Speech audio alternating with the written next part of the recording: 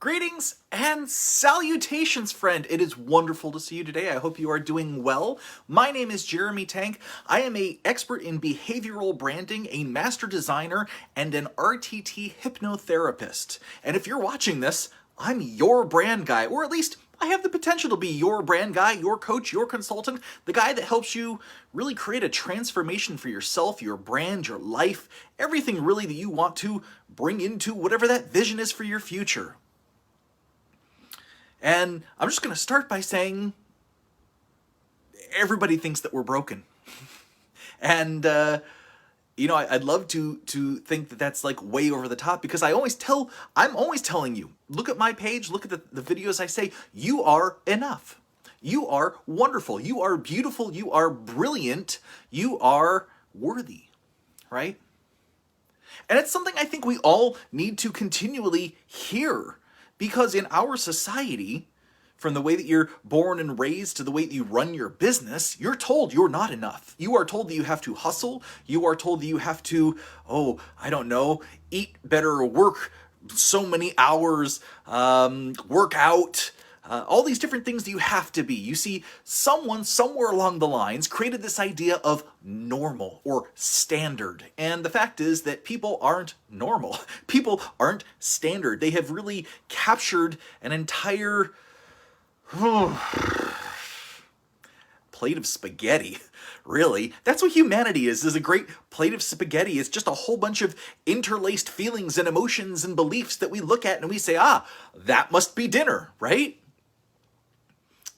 It's kind of a funny idea, but that's really how civilization has developed over time. When we look back, one group has a set of beliefs, another group has a set of beliefs, a whole other group has a completely different set of beliefs, and over time, they mix and mingle and grow and shift and come together, and all of a sudden they have a culture, a civilization. And this is the stuff that's absolutely fascinating to me, because over time, that civilization cements itself. The people who are raised with a certain set of beliefs tend to increase their sense in that beliefs, because when you believe something, your brain shows you reinforcements of those beliefs. It's called the reticular activating system. It's not a piece of the brain. It's like the machinery inside there that says, you believe in fairies. Let me go ahead and show you evidence in your life of fairies. And what does evidence look like? Evidence looks like things that you see, things that you hear, things that you feel, the goosebumps on your arms, things that get you excited. And in your head, you identify that as fairies or unicorns or joy, right? My particular take on branding and business is a little bit out there, and I understand that, because in researching the brain, in researching neuroscience, in researching the psychology of how we form consciousness, form behaviors, there's a lot of it that comes back to branding. There's a lot of branding that is really an influence and manipulation on your reality, or your choice to share your reality with someone out there. And the brand, when I say brand, when I talk about brand, it's really the idea that someone out there believes or wants to make the choice to believe the things that you believe so that you can work together. That's alignment. That's when things automatically come together and it feels right and it feels good and it feels honest and it feels sincere. And in business, these are your perfect customers, right? These are the people that you don't really even have to throw advertising out there. You just automatically know they're going to be perfect fit. Those are the people, when you're creating an avatar, a niche, your ideal client, these are the people that are going to find stuff about you and come to you because you share beliefs, because you share an alignment, you share concepts.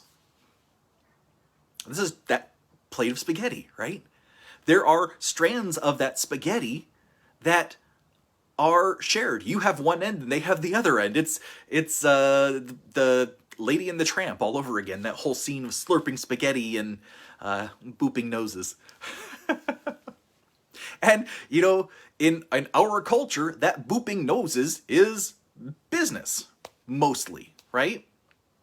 I mean, there's big business built around booping of noses and wedding rings and weddings in general.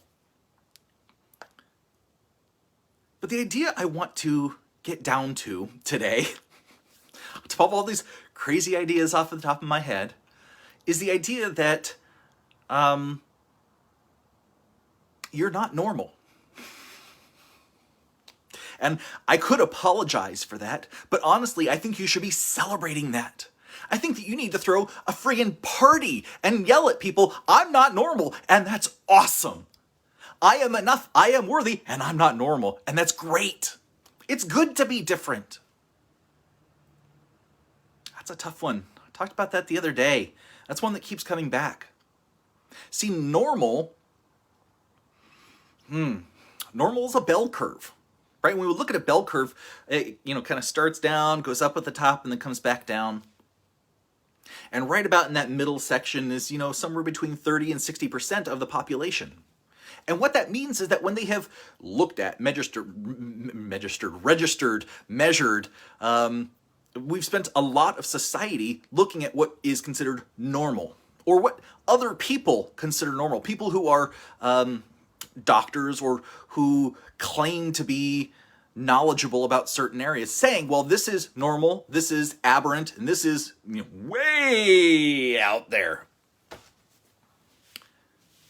Not that it's harmful, not that it's bad, but somewhere after World War II especially, definitely after the Dust Bowl, the United States and many nations of the world made a concerted effort to kind of bring normal into a cultural stagnancy.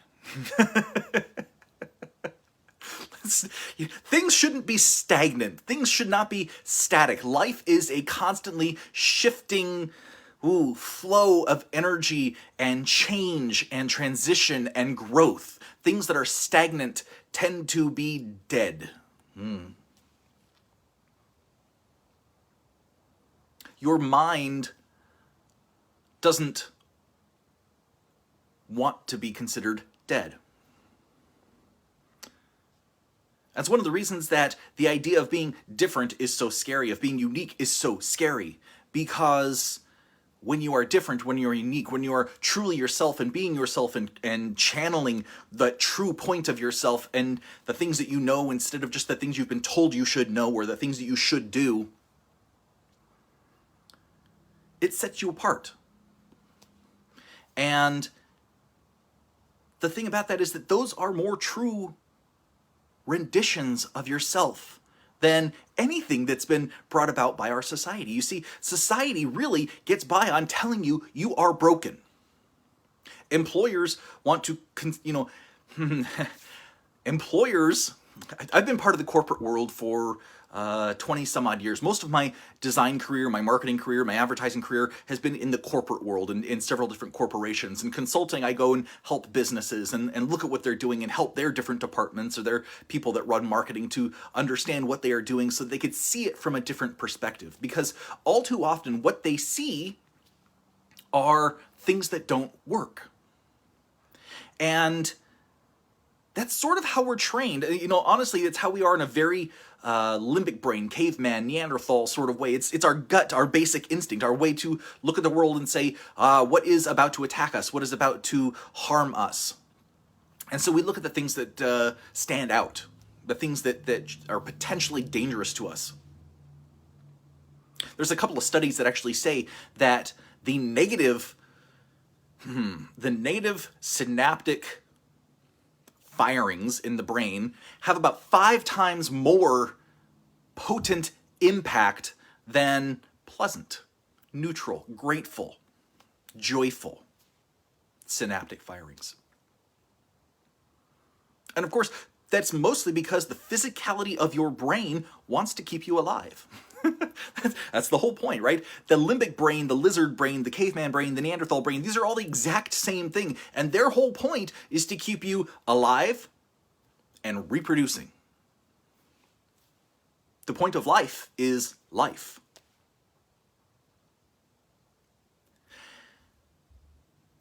And as we sort of homogenize society, because that's really what it is. And there's a lot of society right now that is rebelling against homogenization, because the homogenization that we see across particularly our country, the US, a lot of homogenization is a manipulation of control and manipulation of the haves and have-nots. It's not a celebration of uniqueness. It's not a celebration of the things that each person brings to the table to contribute to society. And we know that because there's so much that tells us we are broken. And it's almost as if society has the word I want is capitalized, okay, on this through capitalism. Capitalism is a mechanism to reinforce the you are not enoughness of the standards of our society. So let's take a moment and think about, okay, I love movies, so I'm going to go ahead and use a couple of movies for reference. And if you don't know the movie, just roll with me, just roll with the historical fiction of it, just roll with what you know about history. See, I watched 300 recently, and it's a very interesting story about the Battle at Thermopylae, and it was the Spartans, a very small handful of Spartans, like 100 soldiers, against thousands and thousands of Persians who were landing on the Greek shores to go ahead and attack. And they managed to hold back the Persian army by holding a small valley and the shoreline to basically hold back these thousands of soldiers. Now, see, the thing is, Spartans, historically, were born, bred, and trained from the point of very, very young age to be hardened warriors. This was part of their culture. This is part of their beliefs, that they had to strengthen their children, that they had to train them in rigorous activities, and make sure that they knew how to hunt from a horse, hunt from feet, know how to handle a shield, know how to handle the phalanx in the army. You know, they had to join and participate and be part of this warrior class, because being part of the warrior class was the way in their culture. And in the movie 300, this is really messed up, because they take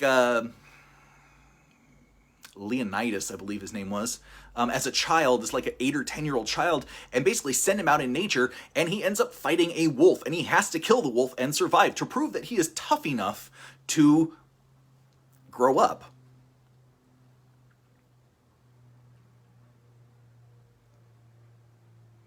So when I'm watching that, when I'm listening to that, when I'm observing and integrating really all of the subconscious sort of messaging that goes on in a movie like that, what I feel, what I hear is both sadness for that child, the loss of childhood at that age, and also a ceremony for growth, a ceremony for you are now an adult, you now have to handle things like an adult, and that's something that we've sort of lost out in a lot of cultures in America. And instead, what we've replaced it with is the idea of growing up and you get a car, at which point you have to join, the society with paying insurance for the rest of your life, for the rest of your driving life. Eventually, you have to get the cars because you have to, get some places to be able to go to a job, because you have to have a job to be able to pay the bills that you're going to have, the phone bills. And if you don't do these things, then you are an outcast. If you don't have a phone, a car, a job, you are an outcast. You are on the perimeter of society because you are not participating in something that we deem culturally relevant. Therefore, you are, obviously psychologically deviant. I love that word. Doesn't mean bad. Doesn't mean you're bad. It just means that, according to everybody else, there's something that you're not at the same place as everybody else. And yet most of that is cultural training. Most of my middle school class was young. We were all young, but they were shorter than I am. I'm almost 6 foot. And I haven't grown a ton since then, and I was probably this much shorter. But in my middle school days, I was still about 200 pounds. I was a big guy. You can't see all of me now, and that's okay. And the thing was, I got made fun of a lot in my gym class because as a standard, according to what the state assumed I was supposed to be a standard, I had to, run a certain amount in a certain time. I had to hit a certain mile run and make sure I did it in a certain time. My weight was supposed to be below a certain limit. I was supposed to participate with all the things that was going on in the groups, and yet I wasn't really part of that group. Therefore, I felt different. I felt exiled.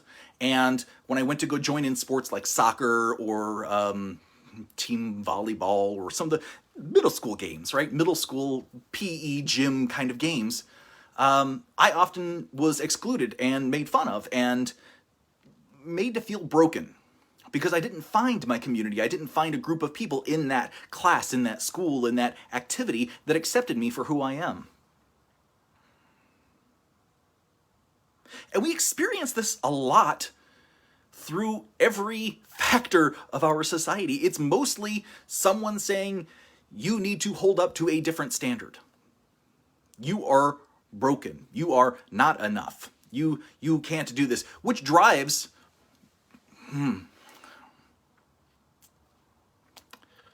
How many industries does that drive?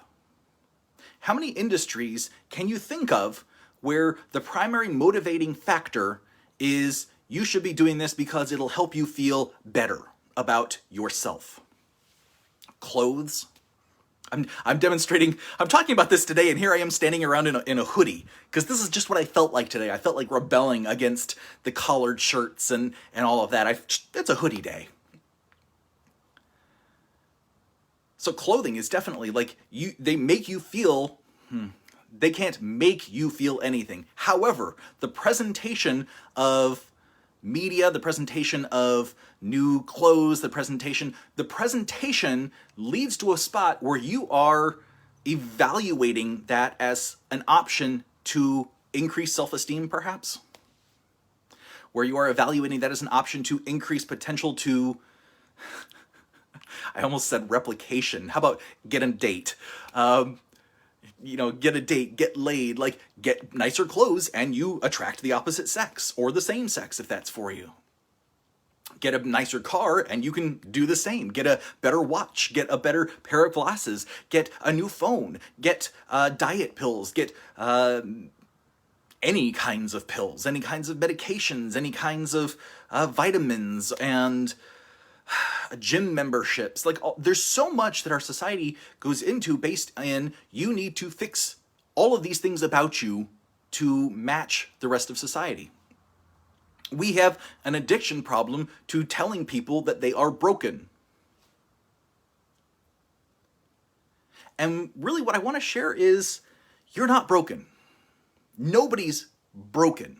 There's a whole bunch of society that we have just decided that there is a standard norm and that other people should hold up to that. And the funny point about that is, I lived in Florida for a little bit. I lived in Arizona. I'm living in Seattle right now. I have family that was in Maryland. I've spent a little time in the Chicago area. And what I realized was that there is different norms and normals and different ways of being in those areas. And if you are raised in that area and you move somewhere else, then somewhere else will tell you, boy, you talk funny. You think funny. You do things funny. You're outside the norm. Oh boy. And it's because of this plate of spaghetti thing. Their norms are not something that is a standard across really everything. And when people tell you you need to be a certain way, you don't. You have been trained to be a certain way because you came into this life absolutely perfect, absolutely enough, absolutely worthy, absolutely not broken. And then as you were raised, you were told that certain choices will lead you to certain ways, right?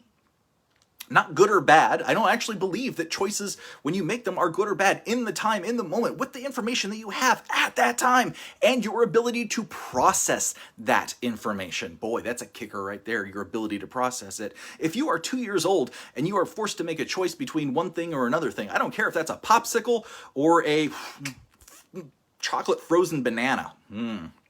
This brings back my childhood. Red popsicle, chocolate frozen banana. That's a tough choice. Because see, I would say, now as an adult, I'm like, screw it, I'd have both. As a child, I don't get that choice.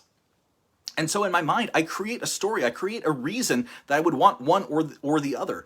I see if I have this one, that there is the potential of that flavor and that experience and that joy. If I have this one, it's a whole different story that I tell myself. And because of that story, which is not truth, by the way, that is not reality, that is not the way things absolutely are, what I'm doing for myself is creating I call it a future cast, right? We're creating a memory of the future, a thought of the future. And the more that we do that sort of thing, we actually see that, oh yeah, people are called good predictors when they do that and they're accurate. And when they do that and they are not so accurate, then that's a failure. And failure is just what? Learning, right? If we fail to predict the future properly, then we say, oh, well, what did I miss? How did things go wrong? Where do I need to learn to be able to predict it better in the future? That's what learning is all about. That's what anxiety is trying to do for most people, is help you predict the future better. Because again, that limbic brain, the more that we can predict the future better, the more secure we think we're going to be. That's not often the way it works. I'll get into that later. Because the thing is that all of this, and all of the choices you're presented, all of the decisions that you make, all of the things that you are taught about your culture, about the way you're being, about the way that you process life,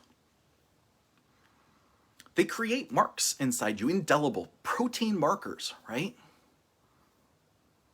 Proteins are the things that actually run the body. They trigger different reactions within cells throughout your body. They trigger the release of synaptic neurotransmitters inside the brain. They create patterns and frequencies and triggers throughout you that help you decide on future things that you can do and to feel and ways to be to help you take the steps.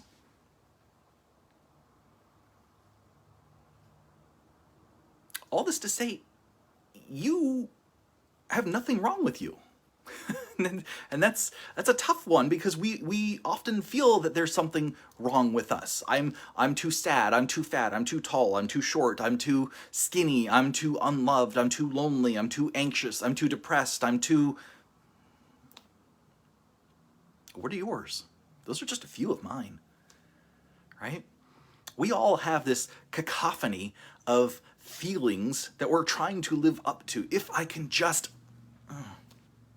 I just need to... And it's part of this victimization, this brokenness that most of us are brought up to believe. Because it helps us buy into the capitalist cycle. It helps us buy into the community cycle, the communal way of being. And it's tough. And I feel like the people I'm talking with, we reach a certain point where we're just like, screw it. I don't want to play that game anymore. I don't want to be the victim, because when I feel like I'm broken, regardless of what it's about, then I'm playing the victim. I am letting myself become the victim of these thoughts, of these training, of these things that continue on in my life. Until the point where we realize, right, and this is what I'm trying to share with you, I guess, you're not broken. You've been trained a certain way. And you can continue on for the rest of your life believing these things about yourself, listening to culture, listening to the next iPhone upgrade, the next Mac upgrade, the next car upgrade, the next, life upgrade. And what happens is you're constantly chasing those.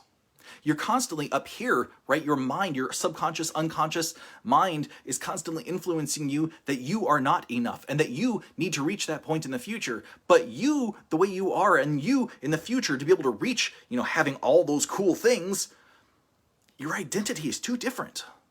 So if you rush and succeed and push and scramble and you manage to get yourself financially, life-wise, everything aligned, and you get to that point, if your identity is still held up in that old way of being, you're going to slip right back into it. Because you can't live your desired reality with the identity of your current reality, because that identity is based in being broken. That identity is based in being not enough and not being worthy. You actually have to come to a point of acceptance, of reprogramming some of those subconscious signs, reprogramming yourself away from, I need to change these parts about myself, to just accepting that you are creating that future. Remember I mentioned that reticular activating system? Funny thing about that helps you believe all the choices that you make. When you make these choices, the reticular activating system is there to help you believe it. And when you believe it, the reticular activating system is there to help you see it in your life, to feel it in your life. And when the beliefs and the don't really hold up, when you still really don't believe that you deserve wealth, or don't believe that you deserve love, or don't believe that you deserve stability, happiness, joy, then when you look at that future where abundance is ripe, and you even try to push and push and push and push, there's going to be subconscious parts of yourself holding you back. Subconscious parts of yourself saying, look, that's not how I was raised. That's not the society we live in. That's not the way that, I think about things. I have to be small. I have to be quiet. I have to be demure. It's going to push you away from your desired reality, whatever that is. Until the point that you realize, I've had enough. I've had enough with the fight. I've had enough with feeling bad about myself. I've had enough with not really even understanding myself. And I'm not broken. And there's something powerful that happens there. There's something powerful that happens in the subconscious, in the unconscious, when you finally have just had enough and you choose to make the decision for transformation in yourself, in your life, in all of the areas of your life where you deserve joy, where you deserve to feel belonging and abundance. They call it the law of attraction. Really, in my view, it's just the universe. It's this quantum realm of every possibility. And when you hone in that you have had enough, that you are going to start living and breathing and building your life around the values that you truly cherish, that are the values that you still will cherish in your desired reality, because those are what help you build that, then life conspires to help you out. Reticular activating system actually shows you the things that you believe you deserve, because you're not broken and you are enough and you are worthy. And society, the way we've set it up the last couple hundred years, it's not really going to change. It's not really going to shift a whole lot from this way of, you got to go and buy your way into happiness.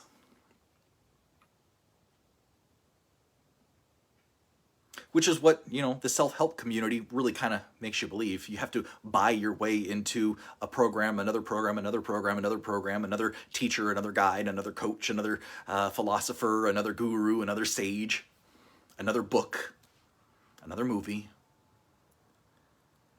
And the truth is, it's all in you. And it always has been, and it always will be. When you open yourself up for the possibilities of it, when you choose the path and start really aligning your life around that path and your goals. Because you're not broken. You can absolutely do it. It's not going to be easy. Nothing ever is. This world is not set up for us to see things easily and grasp things easily. When we get in the flow and things line up and everything is aligned and perfect, it can be easier.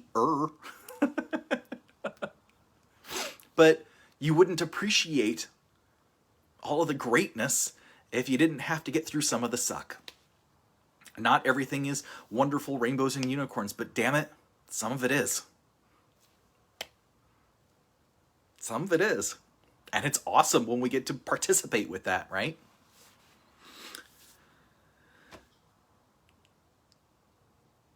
So I guess the bottom line today, and I'll go ahead and wrap this up, you're not broken. You are perfectly you. You are everything that your life and training has brought you to right here and right now. And what that really means is that everything about you is a feature. Every decision you have made is a feature of who you are. All of the hobbies, all of the things that you have done that you enjoy is a feature of who you are. All the things you have done that you didn't like, all the stuff that you look back and you feel guilty about or shameful about or troubled about, angry about, sad about, that is a feature of you. And you can be proud of that because those choices at some point in your life made a difference to you. Those choices were part of a fight or flight response in some sort of reaction that helped you become the person that you are. You would not be who you are today, that perfect, beautiful, wonderful, amazing person, without all of those choices.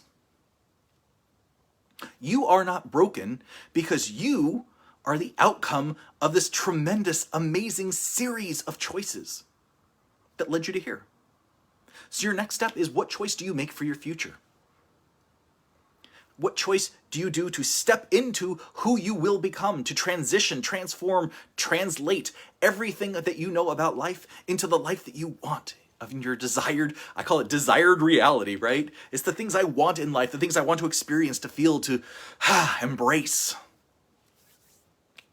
Because I know it's all out there in that quantum field, the field of possibility of waves and energy and frequency, of which you are definitely a part. You are not broken, my friend. You are exactly what you are meant to be. And if you're listening to this, you're at a point of transition. You're at a point of choice. You're at a point of reclaiming yourself, because every choice in the past brought you to here, and every choice you make from here out in the present determines your future. You're not broken. You're enjoying the feature of being you, and I love that. My name is Jeremy Tank. If you're interested, you can read more about me on my website, www.thinktankcreative.net. My process is manifest design. It is all about creating your vision of the future, putting values and parameters around it, creating structure with it so you can start living that life. I've recently added coaching, long-term, 6-month, 12-month coaching into it, because I am seeing that it makes a tremendous difference to the people I work with. So, we can work through RTT, we can work through a lot of different NLP methodologies, and just vision setting. Because when we get it right here, when we do the things, hi Tina, when we do the things that we want to do, when we start experiencing joy, when we realize that we are not broken, that we are enough, that we can absolutely take these steps, then we're not beholden to the culture, the lame plate of spaghetti that we've been handed, right? We can make our own choices, and making choices is, man, that's empowerment. You have the ability. Thank you so much for watching. I love you. Take care.